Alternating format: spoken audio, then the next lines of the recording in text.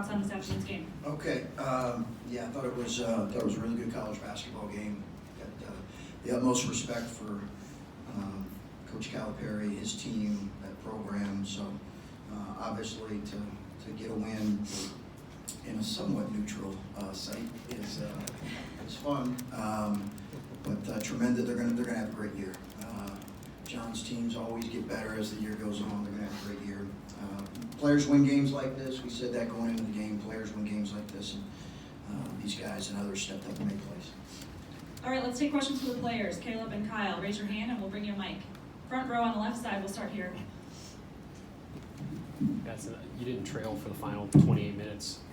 They kept cutting it to 3, cutting it to 1. You guys always seem to have an answer. What did it take to answer every challenge they seemed to throw at you in the second half? Poise. I feel like we approached every possession with poise with most possessions. We have bad possessions, but I feel like we just came out and we tried to get the best shot on every possession. I feel like that helped us get the win. Yeah, I would agree with Kay. That's what I was going to say, poise, because that was one thing we preached going into the huddles. We knew it was going to get loud at times. So when that happened, we just knew we had to stay within each other, trust each other, trust our brothers, and we were able to do that. Thanks, Kyle. We'll go to the right side. In the last game, Nate Sestino was scoreless and he broke his wrist. 5 threes today. I'm wondering how much of a surprise, how much of an impact did he make?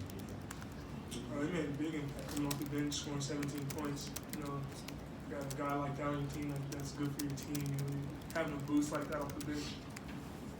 No, he's a great player. We played him previously, so we kind of knew what his game was about. We knew he's a player. He made big shots. Thanks, Kyle. We'll go to the left side. Just for both of you, you guys took several charges today and blocked, I think, 7 or 8 shots. Just what do those type of defensive plays do for like the team psyche? It's huge. You know, just being in the right position at the right time. You know, we knew we had to be in gaps. Guys were there to make that play, and that's just a huge swing for us. It's energy, it gets us going. You know, when guys get over their body for the team like that, you can only be happy. So, yeah, it's good. Like you once said. Go ahead. You can finish.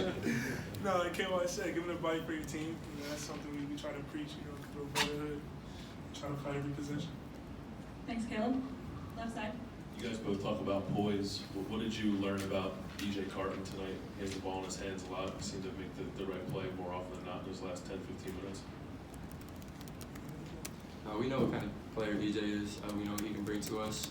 You know, he was able to stay poised tonight, make some big plays for us down the stretch, and you know, we're just happy to have him out there. Other questions over here? I think the front row, left side. Okay. You guys have a couple of big wins already this season. To win this game today here in Vegas on national television, what does this say about where you guys are going into the holidays at 11-1 with some of the wins you have? I feel like it just shows we started out good. You know, there's still a lot of season left. I feel like we started out pretty well. Our coach prepared us pretty well at the beginning of the season, and we're going to continue to do that going forward. I'm thinking of the Walker 3 there, like 26 seconds ago. I'm wondering if there was a play that's sort of like, we're winning this game. You know, it's a possession by possession thing, but we're winning. Was it that play or some other play? There was a lot of those plays out there, you know, to be honest. Like you said, walks 3, you got free throws at the end, closing the game. You got some of the charges we took, the blocks we had, some of the big rebounds we pulled down. You know, you can go with any play, I think, during the game, but we came out, we played hard today, and came out with the win. Yeah, we're going into this, do you feel like? We've got a question right here on the left side. We'll come to you after that. Caleb, it looked like the first play of the second half was drawn up for you in the post. Was there talk at halftime about getting you more touches in the second half? Not talking about getting more touches, but that was just a play we drew up. You know, coaches found more players found in the right spot. You know, we just executed. Right side, and then we'll come to the front here. Right here. To both of you, Coach alluded that it was semi-neutral game, but there were a ton of Kentucky fans. After you guys won, you ran into the crowds and gave high fives to the Ohio State fans. Was that an impromptu thing, or? No, we try to show love to our fans for coming out to road games. You know, we understand it's hard to get out to road games, spending the money to come watch us play. We appreciate that. All right, well, we get you a mic. We're going to go to the left side here. Caleb, can you critique or grade Andre's chase down block there? It was all right? It's cool. It's nice to see everybody say, ooh, ah. We had to go on the next play. I was ready to go on the next play. Everybody said, They're big guys. Kentucky's true post players have been inconsistent at best for a couple years now. Did you guys feel like that was an area maybe you could enforce your will on them a little bit? They struggled to score inside today. It seemed like you guys were really bothering them. Getting paint touches was a big thing for us, whether it's post play or driving or ball screens, anything. So we tried to stay to our game plan and we executed pretty well. Thanks, Caleb. Left side. Caleb, you're sometimes someone who sort of wears your emotions on your sleeve, and I just wonder, when you see DJ have a game like he does, and late in the game, it just seemed like he was playing under control, yet at the same time was also emotional and showing that. What did you see from him? Because I know at times that I've seen similar emotion from you. When DJ comes out, you see he's a big time player. We're all big time players, and for him to be able at a young age to be able to control his emotions during big games like this, you playing a blue blood team, you're gonna have a lot of hype to yourself. So him coming out being a young guy and showing that poise, being able to make plays, and even when he gets emotional, being able to calm down, still get on to the next play, that's big. Right side over here. And I don't want to exaggerate, but how much did this have like a NCAA postseason feel to it? The counter punch. Yeah, like you said, the counter punches, just teams going back and forth. The 40-minute grind is what we try to talk about at the beginning of the game. And I feel like we went out there with that mindset, that mentality, and we both came out with the win. What did it mean to you guys to get Dwayne back, both on the court and in like the pregame huddles and things like that? No, that's huge. D's really important to us. You could tell when we're missing somebody like a fantastic shooter like he is, but just to have everybody back, we're all together as one. That's where we kind of do our best, One more question for the players over here. Turnovers is obviously something we've talked a lot about this year, and obviously the first half, that was an issue. What was the talk at halftime or in huddles about cutting those down, and how are you guys able to do that second half? We understood they were a handsy team. Guys out there, you had Ashton Hagen, defensive player of the year on the other side of the ball. So just being able to stay solid, being able to take care of the ball, slowing down, not trying to rush. That's what they try to do, pressure you, and then you get out of what you're doing. So we tried to stay in what we were doing and just stay poised during the possessions, and it's worked for us. All right, thanks, guys. We'll let you get back to your team. Let's take some questions for Coach now. We'll start left side over here and then work our way in. Chris, there were a lot of key plays made by a lot of your guys there down the stretch, but I'm wondering that there was one, I think you went into either one possession or two possession game. It looks like Richards is going to get a layup, and DJ kind of comes from the backside out of nowhere and tips it out of his hand. When we talk about DJ learning and growing, I know everyone likes to see his handle and his drives and stuff, but is that just as important, if not more important, as awareness to make a play like that? It's just as important to me. That's for sure. It's just as important for he's learning. He's not there yet. Neither are any of our freshmen. I don't think any freshman across the country is there when it comes to understanding, all the positioning that's required, and really more than anything, the attention to detail off the ball defensively. But he made a critical play there. He's got strong hands. He's quick. He anticipates well, and when he's alert off the ball defensively, he can really be effective. One more question on the left, and then we'll move to the right. You beat 3 top 10 teams now. What is the trait or characteristic that sticks out to you? Not necessarily like the obvious thing, but just like from a coaching perspective that maybe not everyone would notice in those 3 games. I think we played fearless in those games. I think that's important for your guys to play loose and fearless. To understand it's not going to be perfect. You got to have players that are gutsy enough to do that. I thought we responded to the emotion of the game. You guys said it had a real, it wasn't always great in terms of how the team played, but had a real good feel to it in terms of the energy in the building. And I thought we responded with good poise.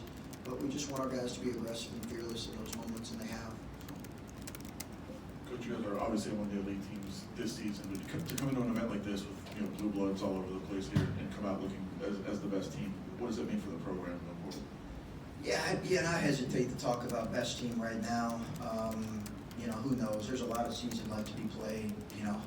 John's track record for getting players to, or getting teams to play their best in March is obviously well documented. So that's all we're trying to do. You know, we said after the Minnesota game, we're trying to learn and move forward. Not one game defines us, not one of those 3 wins defines us. It's a long season. We're just trying to get better. We'll see if we do that. Our league's a bear. Our league is a bear. So we got a great West Virginia team coming up after Christmas. Right now, Kentucky obviously has some warts. When you were diagnosing and game planning, what wart sticks out the most, I guess, where they've got to make progress and try to fix this thing? Yeah, you know, I think they're going to be fine. I really do. I mean, I think obviously the game the other night was, I thought Utah played really well. You know, they'll shoot the ball well. I think Sestina gives them, obviously, it was difficult for us. We were at halftime, and we had our entire halftime was consumed with how we're going to guard his ball screens. And we talked about doing a few different things from switching to full rotating. I think he's important for them. They'll shoot it better moving forward. I know that. And I mean, I think they're going to be fine. But obviously, that's what everybody points to is shooting and offense. I really think that'll come for sure. Left side, and then to the back. Coach, I think it was after the under-8 timeout, you came out and played zone a few possessions. What was the thought process there? You know, we didn't really go into the game. Actually, I didn't even talk to our players about playing zone. We have it in our bag, but I did not discuss it. I did not anticipate going and playing zone, but, you know, literally I'm watching just one more game this morning, and I just had that thought, like, I probably want to give it a look for a possession or two. And I didn't even tell the staff, but it was one of those kind of game time decisions. Go ahead. Chris, how much did this game sort of demand a competitive spirit from both teams, and how well do you think both teams responded? I thought they had great competitive spirit. I really did. And you know, you expected that, right? After we certainly expected that they were going to come out, and I thought they really did. I just thought our guys certainly did as well, and they responded to every. I mean, I think about the 3 in the first half that Andre Wesson hit, where the momentum of the game could have gotten away a little bit. I think maybe they had went up a point or two.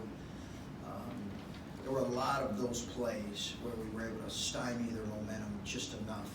But I thought the game had a really good life and competitiveness to it. Move to the left side. Chris, you talked about both fearlessness and poise, and I feel like for a freshman point guard, that can sometimes probably be difficult to balance those. But it seemed like I think DJ only had 1 turnover, and he also made some clutch plays down in the second half. How did you see him just balancing those and going through that mentally? You know, I think he did a good job with it. Did a good job with the emotion of the game. It helps, as I've said, to have some older guys with him because, as he should, he listens to Caleb and CJ and Kyle and Andre. I think that's important when you have a freshman point guard out there that he can take a lead from some of those guys. They level him out at times, but give him credit, a lot of credit. He made obviously a lot of plays. His backdoor play off the side out of bounds between him and Caleb was a really good instinctive play. So, you know, give him a lot of credit. The isolation late on Sestina was a good play, and I thought defensively he made some strides. Go ahead. We've talked to you a lot this week about your ties to the Lexington area, and I just wondered what this felt like for you now that it's over with, preparing for this and getting a chance against your hometown team. Yeah, you know, I think it was really, you're so locked in and dialed in and preparing your team for, obviously Kentucky's a Kentucky, so they're not just another opponent. They're a tremendous program, tremendous coach, tremendous players, and obviously I am from there, but you know, it was really about our players executing, and that's what I tried to lose myself in, and you know, I'm sure my brother enjoyed it, mom and dad did. But, you know, we'll move forward. We've got time for one more question over here. Coach, I know it's a blue blood sport, like we talked about, but Sunday night it was kind of setting up for, you know, your team to be #1 in the country, and things didn't quite go as, you know, planned. Coach Cal said yesterday that he thought you were the #1 team in the country. So do you have a message for the haters now that you maybe proved that true? Yeah, Coach Cal, I noticed, has a way of saying things like that, right? Headed into the game. He anointed us #1 there going into this game, and I probably would have done the same, to be honest with you. No, we're not putting any stock in the haters or #1. We got our fannies drilled at Minnesota, but listen, it's a great win leading into Christmas. I don't want to understate it. It's a great win leading into Christmas. Congratulations, Coach. Thank you for your Okay, time. thanks, guys. Thank you so much. Happy holidays.